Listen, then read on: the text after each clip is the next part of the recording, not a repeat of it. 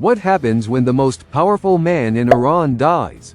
Reports suggest that after the assassination of Iran's supreme leader, Ayatollah Ali Khamenei, his son Mojtaba Khamenei has emerged as the country's new supreme leader.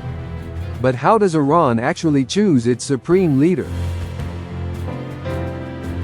The position of Ruhollah, or supreme leader, was created after the 1979 Islamic Revolution, led by Ayatollah Ruhollah Khomeini.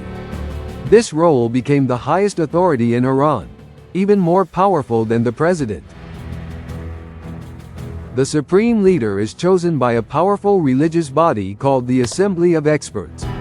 This council consists of 88 Islamic scholars. Every 8 years, millions of Iranians vote to elect the members of this assembly. The last election took place in 2016. However, there is an important catch. Before anyone can run for the Assembly of Experts, they must first be approved by another body called the Guardian Council. And many members of the Guardian Council are directly or indirectly appointed by the Supreme Leader himself.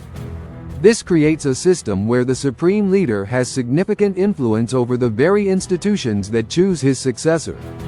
Once selected, a Supreme Leader can remain in power for life. According to Iran's constitution, the Supreme Leader must be an Ayatollah, a high-ranking Shiite religious authority. But when Ali Khamenei became Supreme Leader in 1989, he was not yet an Ayatollah. So the law was changed to allow him to take the position.